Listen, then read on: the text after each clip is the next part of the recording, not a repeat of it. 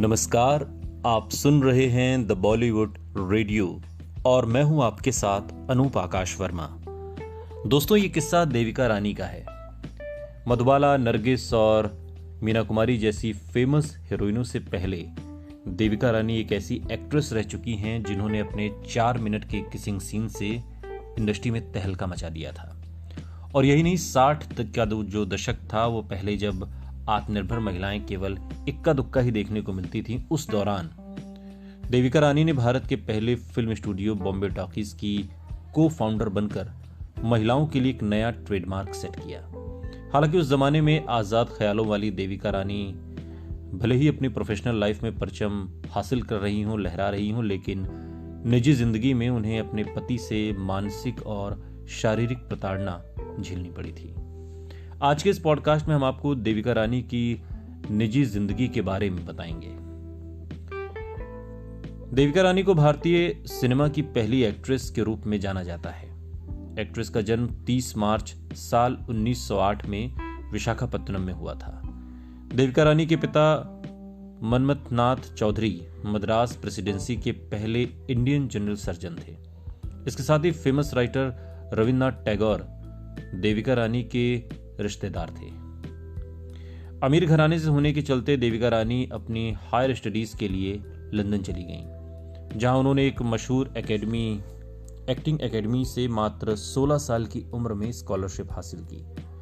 वहां एक्टिंग के साथ ही देविका रानी ने टेक्सटाइल डिजाइन, डेकोर और आर्किटेक्चर की पढ़ाई भी पूरी की।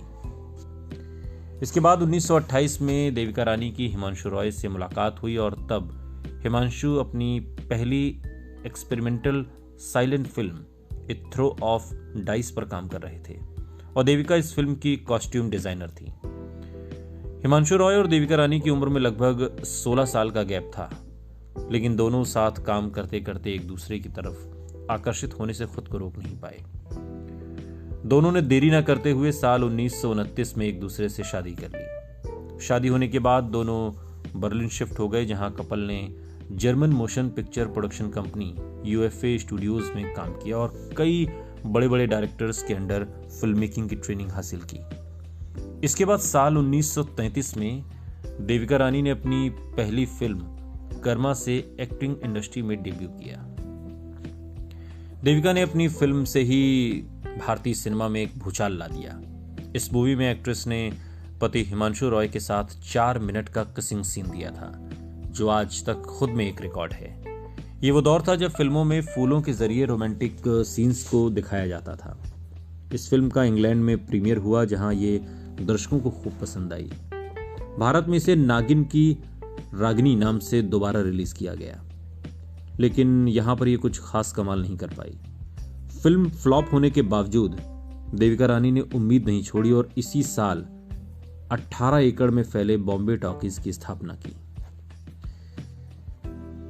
इस स्टूडियो की पहली फिल्म जवानी की हवा थी, जो साल 1935 में रिलीज हुई और ये वही फिल्म थी जिसमें देविका की निजी जिंदगी में एक बड़ा तूफान ला दिया। इस फिल्म में देविका के को स्टार रहे नजमुल हसन और इस फिल्म में साथ काम करने के दौरान देविका और नजमुल के बीच की नजदीकियां बढ़ने लगी। इसके बाद दोनों ने फिल्म जीवन नैया में साथ काम किया और एक तरफ देविका शादीशुदा होने के बावजूद नजमुल के प्यार में डूबती चली गई, वहीं हिमांशु रॉय को इसकी कानों कान खबर तक नहीं थी। दोनों की लव स्टोरी का खुलासा तब हुआ जब अचानक से रातों रात नजमुल और देविका गायब हो गए। दोनों की जब तलाश शुरू हुई तो जीवन नैया के हीरो हीरोइन कोलकाता के एक होटल में पाए गए। यहीं से हिमांशु और देविका के रिश्ते में दरार आ गई। दोनों के भरोसेमंद और बैरिस्टर शशधर मुखर्जी के समझाने से देविका वापस तो आ गई, लेकिन अपनी शर्तों पर। इन शर्तों में आर्थिक आजादी की मांग शामिल थी। मांग मान ली गई और इस तरह हिमांशु और देविका साथ रहकर भी एक दूसरे से दूर हो गए और नजमुल को नौकरी से निकाल दिया गया।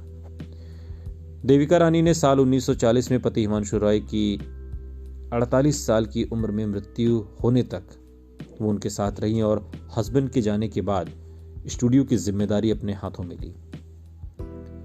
अशोक कुमार और शशधर मुखर्जी के साथ पार्टनरशिप में कई फिल्में प्रोड्यूस की। हालांकि ये फिल्में सफल नहीं रहीं। देविका ने इंडस्ट्री को छोड़ने का बाद में फैसला भी कर लिया। साल 1945 में देविका रानी ने रूसी पेंटर स्वेतोस्लाव रोएच से दूसरी शादी की और शादी के बाद दोनों मनाली चले गए। मनाली में कुछ साल बिताने के बाद देविका और उनके पति बेंगलोर शिफ्ट हो गए और फिर एक एक्सपोर्ट कंपनी खोल ली। 9 मार्च साल 1994 भारतीय सिनेमा की ये पहली महिला एक्ट्रेस दुनिया को अलविदा कह गई। किशोर देसाई ने किताब लिखी द लॉन्गेस्ट किस और इस किताब में लेखक ने देविका की निजी जिंदगी से जुड़े कुछ रहस्यों से पर्दा उठाया है। इस किताब के मुताबिक रोएरिच से शादी होने से पहले देविका ने उन्हें अपनी पहली शादी के बारे में बताया था और शारीरिक प्रताड़ना के दर्द को बयां करते हुए कई पत्र लिखे थे। इनमें से एक लेटर में देविका ने अपने बारे में लिखते हुए कहा था, मेरे प्यारे, वो काफी डरी हुई है।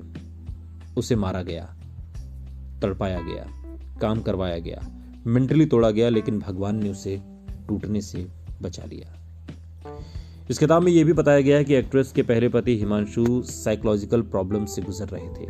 उनका इलाज एक मनोवैज्ञानिक से चल रहा था। उनका स्टूडियो हर साल 3 फिल्में प्रोड्यूस करता था और इन सभी फिल्मों में देविका को ही एक्ट्रेस के रूप में कास्ट किया जाता था। हिमांशु ने यहां तक कि देविका पर इतना वर्क प्रेशर डाला हुआ था कि वो उन्हें एक दिन की छुट्टी भी नहीं देते थे। फिलहाल ये बात तो साफ है कि देविका की जिंदगी काफी उतार चढ़ाव से भरी रही, लेकिन एक कामयाब जिंदगी रही, एक सफल जिंदगी। सुनते रहिए द बॉलीवुड रेडियो, सुनता है सारा इंडिया।